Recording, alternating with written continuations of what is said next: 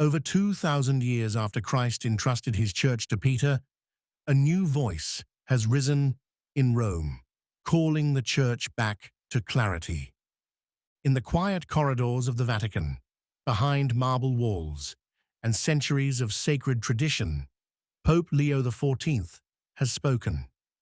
And what he has said is rippling outward like a wave through the global Catholic community. At the heart of this moment is a question as old as the Gospel and as relevant as today's headlines. What is marriage? For nearly a decade, Catholics across the world have wrestled with the meaning of a statement made in 2016 by Pope Francis, in which he appeared to suggest that cohabitation, that is, living together outside the sacrament of marriage, might, in some circumstances, carry the grace of a real marriage. To some, it was a gesture of mercy and accompaniment. To others, it was an earthquake, shaking the ground beneath one of the Church's most sacred teachings. And now, finally, Pope Leo has responded, not with a new doctrine, not with condemnation, but with a restoration. In a formal statement issued from the Vatican, Pope Leo reaffirmed what the Church has always believed, that grace flows through the sacraments, and that the sacrament of matrimony is not merely a personal vow, but a covenant sealed before God. Cohabitation, he said plainly, cannot be equated with marriage. The distinction is not merely academic. It touches the very heart of Catholic life. For if the line between marriage and cohabitation is blurred, then what becomes of the altar, of the covenant, of the divine strength poured out upon husband and wife through holy matrimony? Pope Leo did not name his predecessor, but the message was clear. In times of confusion, the Church must return to clarity, not to diminish compassion, but to uphold the truth that liberates. And so begins not a new doctrine, but a great recentering. To understand the significance of Pope Leo's words, we must return to that summer day in July 2016, when Pope Francis, in a pastoral gesture during a public conversation, made a comment that would ignite years of debate. He said, in reference to young couples who cohabitate, that in some cases, cohabitation can carry the grace of a real marriage. No formal document was issued. No doctrinal statement followed. But the words, spoken without retraction, traveled fast, carried by news outlets, social media, and word of mouth into parishes and homes across the world. Then, in early 2017, Francis touched on the issue again. He spoke of recognizing the good that might exist in non-traditional unions and encouraged bishops to accompany people in their lived experiences. To some, it was an echo of mercy. To others, it sounded like doctrinal fog. Antonio Spadaro, a Jesuit priest and one of Francis's closest advisors, posted a photo to social media. It showed a young couple walking hand in hand toward the Pope. Beneath it, a caption that quoted the Holy Father, welcoming those young people who prefer to live together without getting married. The signal, to many, was unmistakable. The tone of the Church was shifting.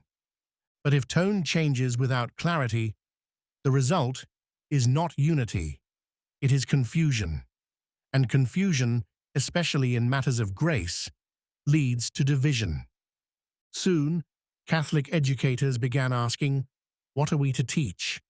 Priests, preparing young couples for marriage, struggled to answer basic questions. Is the Church saying cohabitation is okay? Has the definition of marriage changed? And faithful Catholics, young and old, began to wonder, has the Church changed its teaching without saying so? What followed was a strange silence. No formal clarification came from Rome. Theologians debated. Bishops wrote pastoral letters.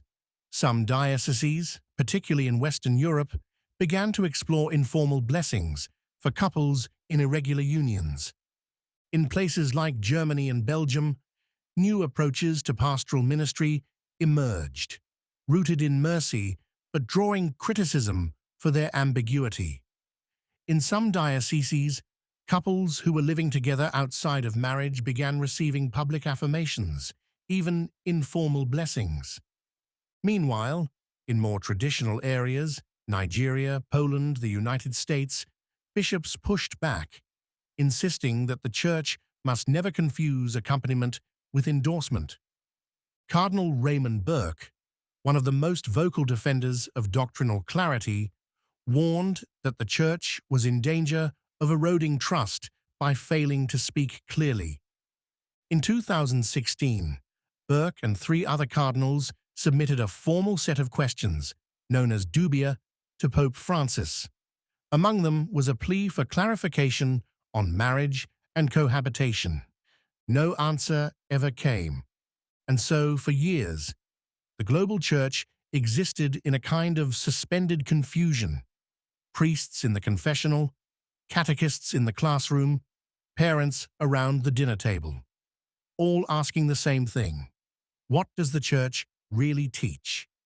That silence became its own form of statement, and that silence, more than any one quote or photo, left the faithful adrift. But now, nearly a decade later, the silence has been broken, and Pope Leo has answered, not by introducing something new, but by reaffirming what has always been true. To truly grasp the importance of Pope Leo XIV's correction, we must return not just to 2016, but to the very foundations of Catholic teaching on marriage. Marriage in the Catholic Church is not merely a cultural contract or emotional agreement. It is one of the 7 sacraments, a visible sign of an invisible grace instituted by Christ himself. The Catechism teaches that sacramental marriage is ordered toward the good of the spouses and the procreation and education of children, forming a covenant that reflects the unbreakable union between Christ and his Church. This is no sentimental metaphor. It is theological reality. From the earliest centuries of Christianity, marriage was not seen as a private arrangement, but a vocation, a calling from God. A husband and wife, by giving themselves freely and completely to one another in the sacrament, become ministers of grace to each other. And that grace is not symbolic. It is real. It strengthens. It sanctifies. The teachings of Jesus in the Gospels are unambiguous. In Matthew 19, Christ says, "What God has joined together, let no man separate." This was a direct rebuke to the easy divorce permitted under the Mosaic law.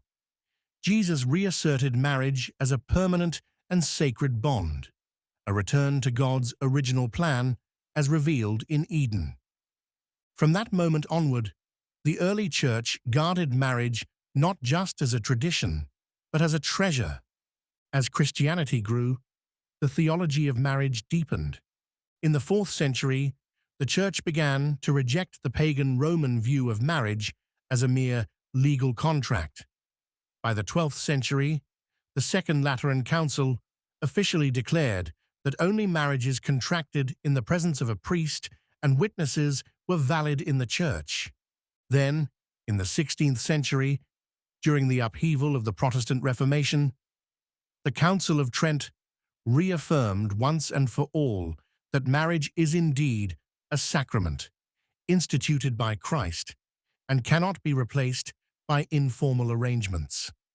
The Council condemned the idea that cohabitation, no matter how committed or emotionally sincere, could be seen as equivalent to marriage in the eyes of the Church.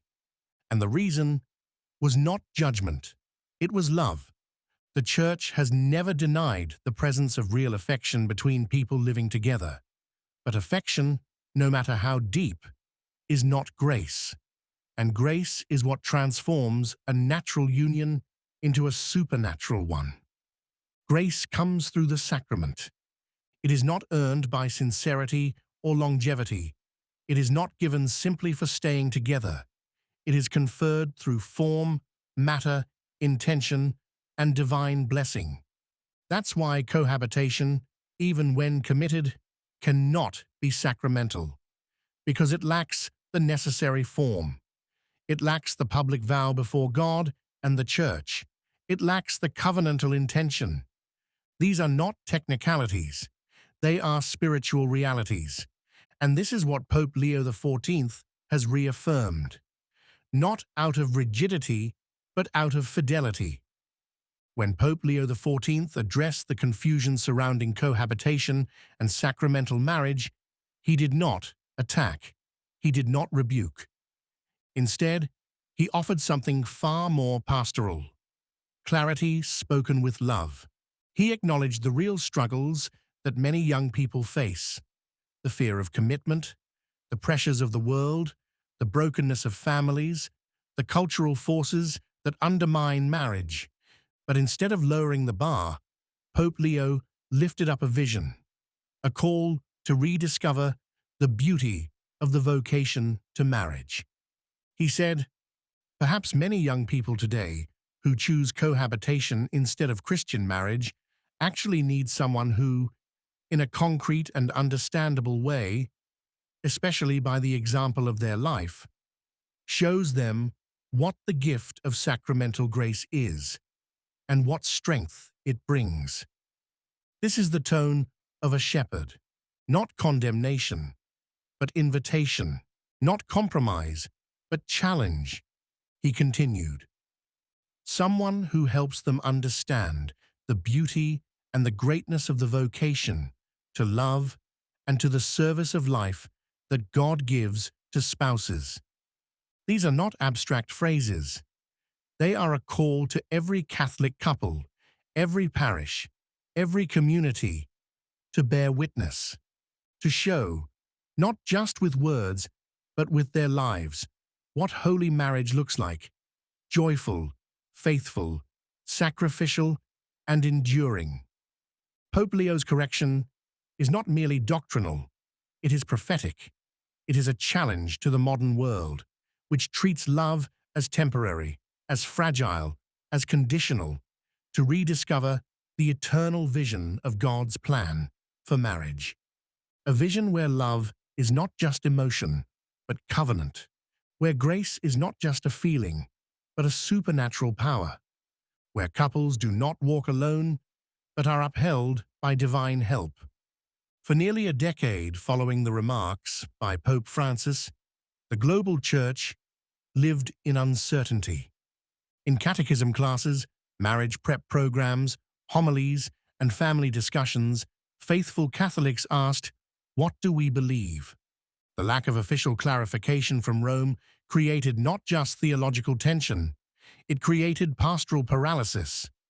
Some bishops spoke boldly, reaffirming church teaching. Others stayed silent. A few interpreted the ambiguity as permission to innovate pastoral practices, offering blessings to cohabiting couples, or publicly minimizing the difference between cohabitation and sacramental marriage. The result? Fragmentation, confusion, disunity. In Germany, dioceses rolled out new pastoral programs for irregular unions. In Belgium, some parishes even offered informal liturgies to celebrate couples living together outside the sacrament. At the same time, bishops in Poland, Nigeria, and the Americas reaffirmed that the Church must always be merciful, but never muddy in its doctrine. Theologians argued about what Pope Francis meant. Canon lawyers debated whether his comments constituted a break from tradition or a simple misstatement. But amidst all the debate, one thing became clear: the absence of clarification hurt the faithful. When people are trying to do what is right, trying to raise children, prepare for marriage, serve the Church, and live with integrity, they deserve clear teaching, not slogans, not headlines, not footnotes that raise more questions than they answer. This is where Pope Leo XIV stepped in, not with fanfare, not with spectacle, but with quiet authority, with the steady voice of a pastor who knows the sheep have been scattered and must be gathered. His message was this: truth is not the enemy of love. Clarity is not cruelty. And when spoken with compassion, truth becomes a gift that heals. One of the great spiritual images of the Church is that of the bride of Christ, a radiant, holy, faithful bride, adorned not in compromise, but in conviction. When the voice of the Church grows silent or confusing, that bride seems to falter. But when clarity is restored, her voice becomes bold and beautiful again. Pope Leo's correction does not reject those who have lived in cohabitation. It does not shame those who are struggling to understand church teaching. Rather, it speaks the truth plainly and lovingly. Cohabitation is not marriage, and it does not carry the same grace. Only in the sacrament, entered freely and faithfully before God, does that grace flow. This may sound harsh to modern ears, but in reality, it is liberating, because grace is not earned. It is not the reward for getting everything right. It is the gift God pours out through the sacraments, not to the perfect, but to the willing, to those who say yes to the form Christ gave his church. By reaffirming this truth, Pope Leo is not raising barriers. He is marking the door through which couples can receive divine help for the sacred journey of marriage. And he is calling the entire church to become a witness, not a watchdog. The church must not merely repeat doctrines in textbooks, it must live them in homes, in families, in parishes. The Pope's message is: do not affirm cohabitation. Affirm holy marriage. Do not bless disorder. Bless the sacrament. Do not celebrate compromise. Celebrate the covenant. In the modern world, tradition is often seen as a weight, something rigid, cold, even oppressive. But for the Catholic Church, tradition is not a cage. It is a compass. It is the wisdom of centuries, passed down not as relics, but as light. And nowhere is that tradition more luminous than in the Church's teaching on marriage. Popes across the centuries, from St. Leo the Great to Pius X, from Paul VI to John Paul II, have reaffirmed again and again that marriage is a vocation, a mission, a sacred sign of Christ's love for the Church. When Pope John Paul II wrote Familiaris Consortio, he declared, "No other human relationship is equal to the sacramental bond of marriage. It is a communion of life and love." That is not a poetic flourish. It is a spiritual reality. Even Pope Benedict XVI, in his quiet, scholarly way, warned against confusing sentimentality with sacramentality. He reminded the Church that authentic love is rooted in truth, and that mercy without clarity is not mercy at all. It is illusion. So when Pope Leo XIV speaks today, he is not creating something new. He is standing in a long line of witnesses and simply lifting the torch higher. He is reminding us that the grace of marriage is not a feeling or a phase. It is a mystery, a power, a calling, a reflection of heaven itself. And that is why the Church cannot bless that which is outside of this covenant, not because she is cruel, but because she loves too much to pretend grace exists where it does not. To call cohabitation equal to marriage is not kind. It is misleading. To tell young people they are close enough is to deprive them of the strength that only God can give through the sacrament. Pope Leo's message is not be better. It is come to the source of grace. In every age, the Church has faced pressure to conform, to adjust her teachings to the shifting winds of culture. But the mission of the Church has never been to mirror the world. It is to transform it. The gospel is not a reflection of the times. It is a revelation of eternal truth. And the Church, as the bride of Christ, speaks not with her own voice, but with his. That's why Pope Leo's reaffirmation matters so deeply. He is not speaking out of personal preference or ecclesial politics. He is restoring clarity because the gospel demands it. He understands that if the Church blurs the line between cohabitation and sacramental marriage, even with good intentions, then we no longer offer the world something different. We simply echo its confusion.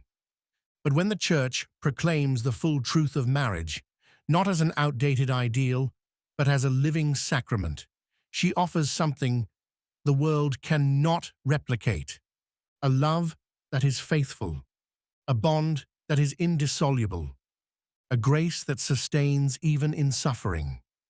That's what young people are truly seeking: not loopholes, not shortcuts, but a reason to hope. And that hope comes not from reducing the Church's standards, but from living them with joy. Let us reflect on what the Church teaches marriage to be. Marriage is not just about romance, companionship, or compatibility. It is a vocation, a holy calling. A married couple, joined sacramentally in Christ, becomes a living icon of God's love for his people.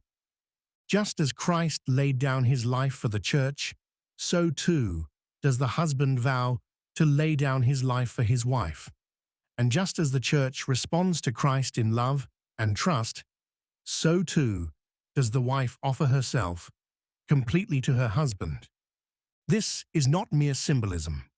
This is a spiritual reality rooted in Scripture. In Ephesians 5, St. Paul writes, "Husbands, love your wives, just as Christ loved the Church and gave himself up for her." This is what makes Christian marriage unique. It is not just mutual affection. It is sacrificial love, empowered by divine grace. It is also fruitful love, open to the gift of life, not just biologically, but spiritually. A holy marriage becomes a wellspring of grace, not only for the couple, but for their children, their parish, and even the wider Church. This is why the Church has always insisted that marriage must be entered freely, faithfully, and fully, and only within the sacramental framework established by Christ. To bless any other arrangement as equal is not progress, it is a distortion. Pope Leo understands this. That's why his correction is so deeply rooted in the nature of the vocation itself. He is not merely defending rules, he is defending the mystery of love as God designed it. Every so often, there comes a moment in Church history when clarity is not just helpful, it is necessary. Moments when the Church must speak plainly, not because she seeks confrontation, but because the flock needs direction. Pope Leo XIV's statement on cohabitation and sacramental marriage may well be remembered as one such moment. Not because it offers something flashy or new, but because it recenters the Church in the truth she has always known. For faithful Catholics who have spent years wondering what to believe, who to follow, how to respond, this is a moment of reassurance, a moment of spiritual anchoring. And more than that, it is a call to action. Because the Pope is not simply clarifying doctrine for the sake of clarity.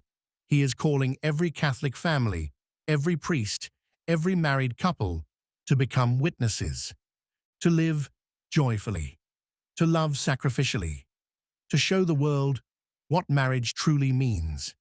This is not a call to condemnation. It is a call to mission. Young people especially need to see real marriages, not perfect, but faithful. Marriages where forgiveness is practiced, where prayer is shared, where grace is visible. When that happens, the Church doesn't need to argue. She simply needs to shine. And that is Pope Leo's pastoral genius. He is not just drawing theological lines. He is setting a fire in the hearts of the faithful. He is saying to the world, you are not abandoned, but you are called to more. If you walk into any Catholic parish today, you'll find something beautiful and something broken. You'll find weddings and baptisms, anniversaries and first communions, signs of joy and grace alive. But you'll also find wounds, children from fractured homes, parents struggling to pass on the faith, young people unsure if marriage is even worth pursuing. Why? Because in so many places, the culture has forgotten what marriage truly is. Pope Leo XIV's statement reaches into that wound and says, you are not forgotten, and there is a way forward. He speaks directly to parents raising children in a confused world, to priests trying to catechize amid uncertainty, to engaged couples unsure if the sacrament still matters. And what he offers is not blame, it is hope. He reminds the Church that the solution to modern confusion is not to relax our standards, but to raise up witnesses, to form families that shine with fidelity, joy, and perseverance. Not perfect families, but faithful ones. Because children learn the meaning of love, not from theory, but from example. They learn to pray, not just in church, but around the dinner table. They learn forgiveness by watching their parents forgive. They learn sacrifice by seeing love that endures. The family is the domestic church, and the sacrament of marriage is the foundation. When the foundation is strong, grace flows outward, into the home, into the parish, into the world. And that's why this moment is not only about doctrine, it's about renewal. A renewal that begins in living rooms, not lecture halls. The confusion that followed the remarks in 2016 did not stay in theological circles. It reached every continent, every language, every culture. In dioceses around the world, bishops struggled to implement Amoris Laetitia consistently. Some emphasized continuity, others pushed innovation. Still others remained silent, unsure how to proceed. The global church became like a choir, singing in different keys. But now, Pope Leo XIV's statement has provided a common melody, a clear note that re-centers the song of the Church. He is not imposing uniformity, he is restoring unity in truth. That unity matters, because the Catholic Church is not a collection of local communities with their own rules. She is one, holy, Catholic, and apostolic. That means the teaching on marriage in Manila must be the same as in Milwaukee. What is true in Lagos must also be true in London. And that truth is this: cohabitation is not the same as marriage. Only in the sacrament does God bestow the grace that couples need. Unity in truth does not erase cultural diversity. It sanctifies it. It allows the Church to speak with one voice in many tongues. And in a world full of contradiction, that unified voice is a powerful witness. It is one thing to write a document. It is another thing to live it. Pope Leo XIV's correction may seem like a few paragraphs in a Vatican release, but for millions of Catholics, it is a turning point. It takes courage to speak truth in a world that calls it hate. It takes pastoral wisdom to correct without wounding, and it takes spiritual depth to point people not to opinions, but to grace.